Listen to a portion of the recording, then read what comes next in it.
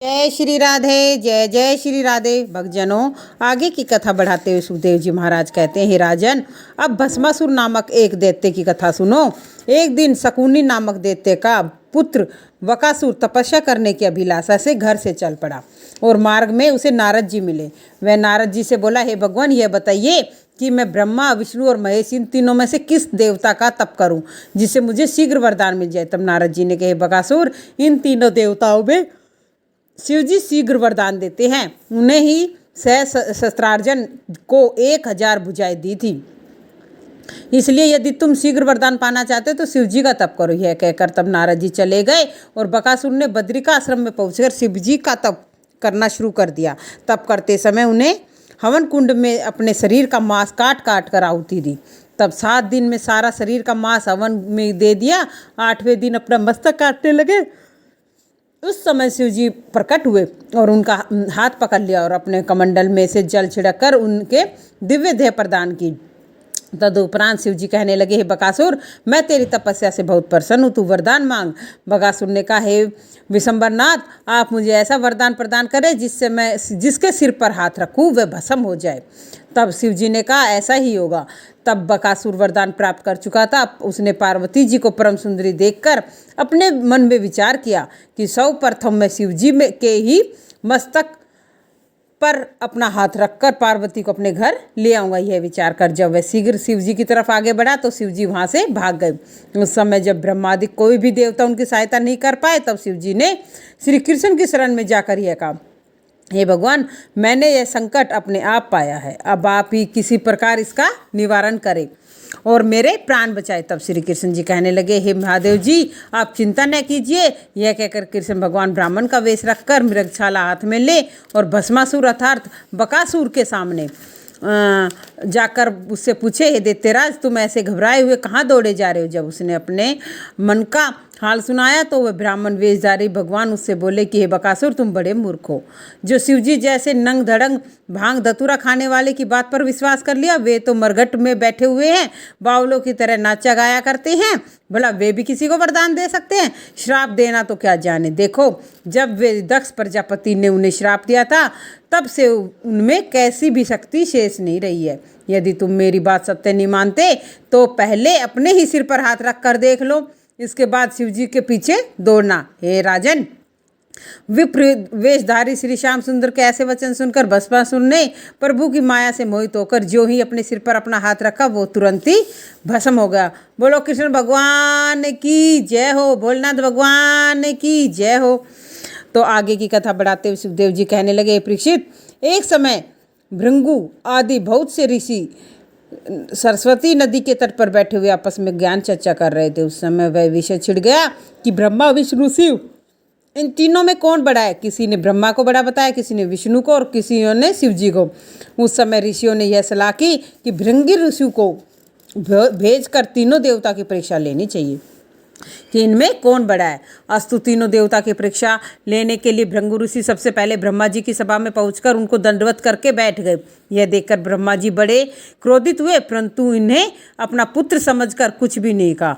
जब भृंगु जी ब्रह्मा जी को क्रोध से पूर्ण देखते हैं तो वहाँ से चल दिए और शिव जी के पास कैलाश पर्वत पर जा पहुँचे। शिव जी ने जब ऋषि को आते देखा तो उनसे मिलने के लिए अपनी भुजाएं फैलाकर खड़े हो गए, लेकिन भृंगु जी ने उनसे यह कहकर दूरी खड़े रह गए कि तुम धर्म कर्म छोड़कर सदा मरघट में बैठे रहते हो, इसलिए तुम मुझे स्पर्श मत करो। यह सुनकर शिव जी बहुत क्रोधित हो अपना त्रिशूल उठाकर भृंगु को मारने के लिए दौड़ पड़े।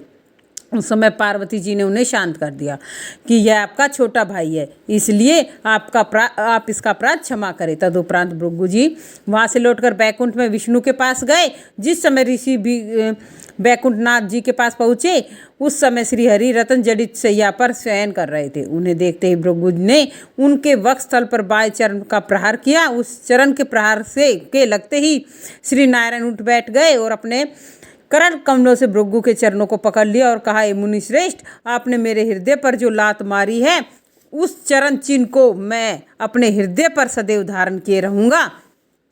श्री सुखदेव जी महाराज कहते हैं कि हे राजन, अब मैं कृष्ण जी की थोड़ी इसकी महिमा और कहता हूँ और कि सुनो। श्री मुरली मनोहर की 16 108 रानियां रत्न जड़ित भवनों में निवास करती हुई आनंद पूर्वक कृष्ण जी के साथ अपना जीवन को धन्य कर रही थी।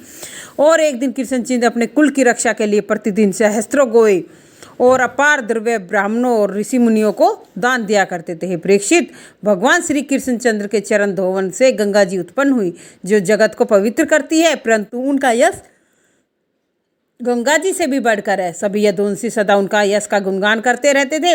वे पार्षदों के रूप में अपने भगवान की सेवा करा करते थे। वे संपूर्ण जगत के दुखों को मिटाने वाले हैं। उनकी मंद मंद मुस्कान से सभी युवतियां मुग्ध हो जाया करती थी। उन ब्रजवासियों को पूर्ण युवतियों के हृदयों में प्रेम भाव उत्पन्न हो जाता था। वास्तव में सारे जगत पर वही विजयी है। उन्हीं श्री कृष्णचंद्र की जय हो, जय हो। हे परीक्षित, प्रकृति से परे परमात्मा ने ही धर्म की रक्षा के लिए दिव्य रूप धारण किया है। जो उनके चरणों का दास बना चाहे वह उनकी लीलाओं को सुने। इस प्रकार कृष्ण जी की लीलाएं सुखदेव जी सुना रहे हैं परीक्षित महाराज को और बता रहे हैं कि कौन सा देवता किस प्रकार बड़ा है, कौन सा किस प्रकार छोटा है, और किस प्रकार भगवान शिव ने भस्मासुर को ऐसे वरदान दिए कि भोले बाबा तो भोले हैं, वो पल भर में ही भक्तों के बहकावे में आ जाते हैं और उनको वरदान देते हैं। और ऐसा वरदान दे देता है कि वो अपने ही प्राण संकट में डाल लिए। और ये हमारे जो विष्णु भगवान हैं वो अपनी बुद्धि से काम लेकर और फिर उन्हीं को ही भस्म कर देते हैं। आगे की कथा बढ़ाते हुए बताते हैं भगवान फिर कि यदुवंशियों को श्राप कैसे मिला, यदुवंशियों को श्राप किस प्रकार मिला और किस प्रकार सारे यदुवंशी नष्ट हो गए, उनका वंश ही खत्म हो गया। तो हे राजन, एक समय प्रद्युम्न और सांबादी कुमार देवता खेलते खेलते पिंडारक क्षेत्र में आ पहुँचे। उन लोगों ने जहाँ ऋषि मुनियों को तप करते हुए देखा तो आपस में कहने लगे, हम ब्राह्मणों, ये जो ब्राह्मण है संसारिक मनुष्य को ठगने हेतु ढोंग रचाकर समाधि लगाए बैठे हैं। यदि सच्चे साधु हैं तो हम इनकी परीक्षा लेते हैं। यह कहकर सांब और गर्भवती स्त्री के समान बनकर ऋषि मुनियों के पास चला गया और उनसे पूछने लगा, हे ऋषि बताओ, इस स्त्री के गर्भ में पुत्र है या पुत्री? तो दुर्वासा ऋषि ने क्रोधित होते हुए कहा, बालक, तुम ये पूछना चाहते हो तो सुनो, इसके स्त्री के गर्भ में एक मूसल है यदुवंशियों को, और जो वो मूसल है वो सब यदुवंशियों को नष्ट करेगा। ऋषि के ऐसे वचन सुनकर प्रद्युम्न आदि उदास होकर परस्पर कहने लगे, हमने ये बहुत ही बुरा काम किया है, जो इस प्रकार ब्राह्मणों के छल से अपने वंश का नाश कर डाला।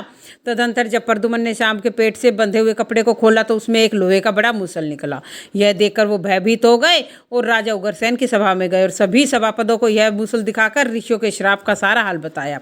यह सुनकर राजा उग्रसेन ने निश्चय किया कि इस मूसल को रेती से रितवाकर इसके बुरादे को समुद्र में फेंक दिया जाए, जिससे शाप की जड़ से नष्ट हो जाए। और जब श्री श्याम सुंदर ने ऐसा करना उचित कहा तो हे राजन, यदुवंशी ने उस मूसल को समुद्र के किनारे ले जाकर लुहारों द्वारा रितवाकर उसके चूरे को समुद्र के अंदर फिकवा दिया। और मूसल को रेतने के बाद जो अंत में एक छोटा सा टुकड़ा रह गया शेष, तो सोचा कि ये टुकड़ा क्या करेगा, उसको वैसे ही समुद्र में फेंक दिया।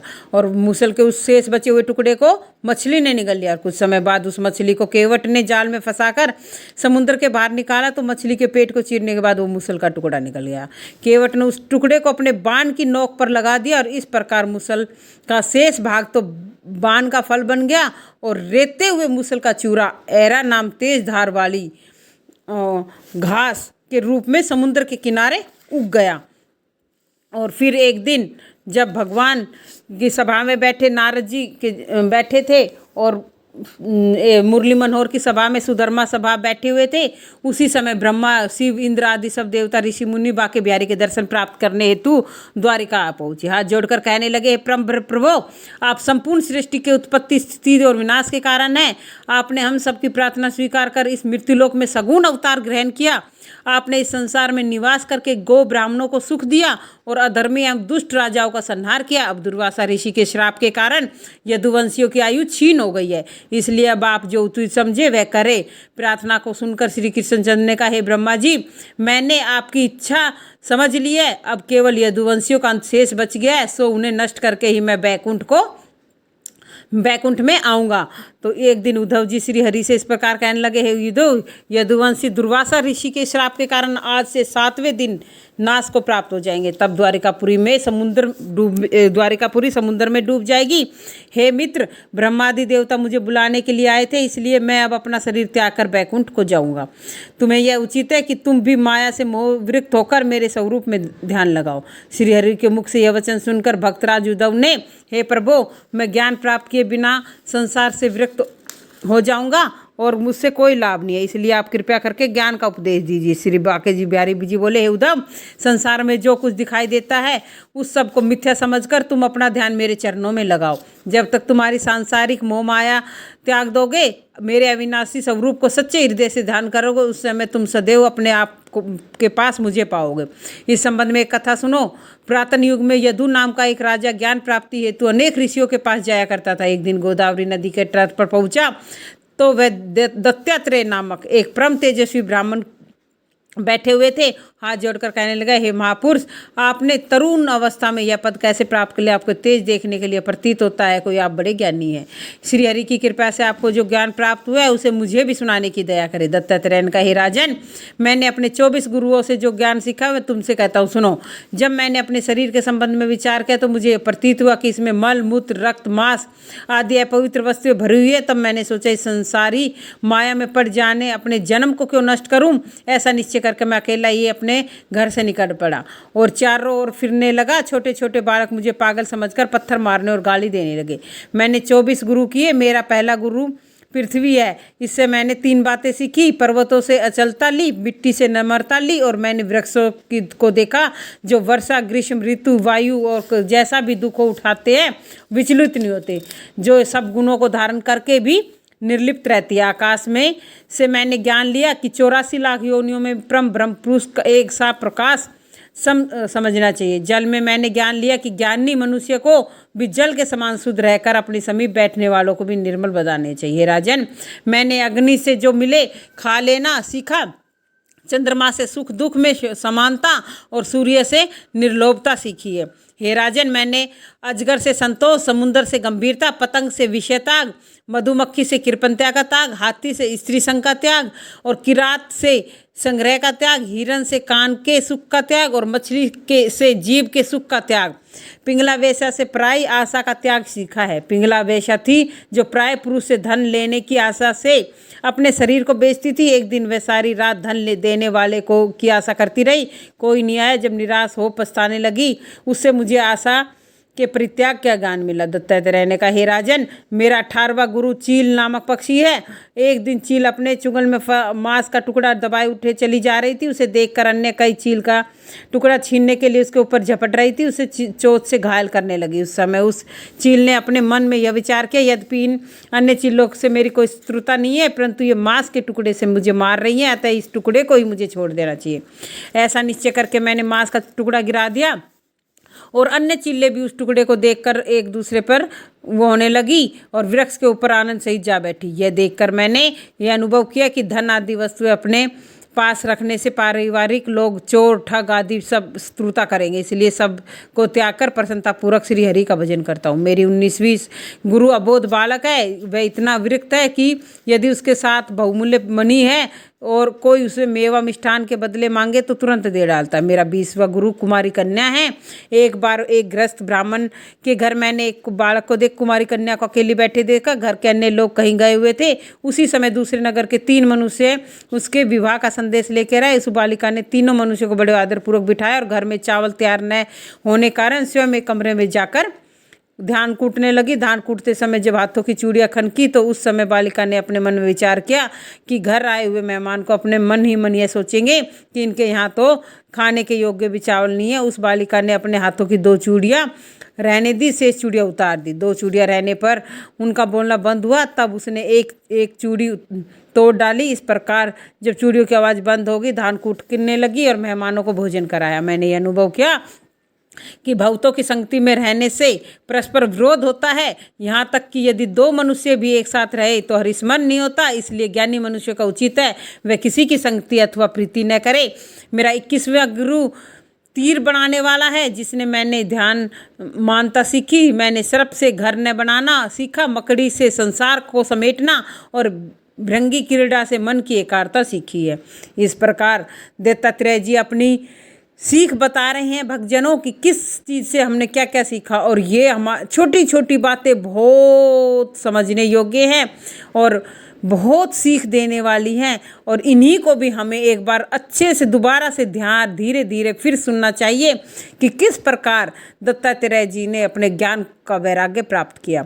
और श्री कृष्ण जी कहते हैं, उद्धव, संसारी मनुष्य को उचित है वह वर्ण आश्रम वस्तु की इच्छा न रखे और श्राद्ध देवकर्म पितृकर्म आदि करता हुआ भगवान के चरणाविंदों में सच्ची प्रीति लगाए।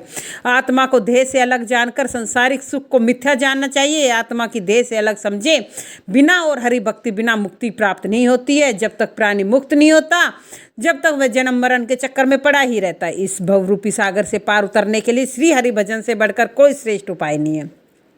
तुम जो ये कह रहे हो कि तुम्हें अपने हाथ साथ ले चलूं, सो जब तुम्हें ज्ञान प्राप्त हो जाएगा तब मेरे वियोग का दुख भी नहीं होगा। हे उद्धव, मनुष्य से लेकर चींटी तक जितने भी प्राणी संसार में हैं वे सब काल के ग्रास हो गए। केवल एक ही में जन्म मरण से रहित हूँ। जब पृथ्वी का भार उतारने के लिए अवतार लेता हूँ तब मुझे भी अपने निर्गुण सगुण त्यागना पड़ता है। इसलिए तुम्हें ये चाहिए कि तुम मेरे स्मरण तथा ध्यान में अपने मन को सदैव लगाए रहो। और भगवान कहने लगे, हे उद्धव, इस संसार में माया के द्वारा जीव सुख को और दुख को प्राप्त करता है। मैं उस माया से अलग हूँ। जैसे सपन में मनुष्य अनेक प्रकार के सुख दुख देखकर जागने पर मिथ्या समझता है, वैसे ही सांसारिक व्यवहार भी सपन है। जब तक प्राणी मुझे नहीं पहचान पाता वह मुझसे अलग रहता है। जब मुझे पहचान लेता है तो मुझ में लीन हो जाता है।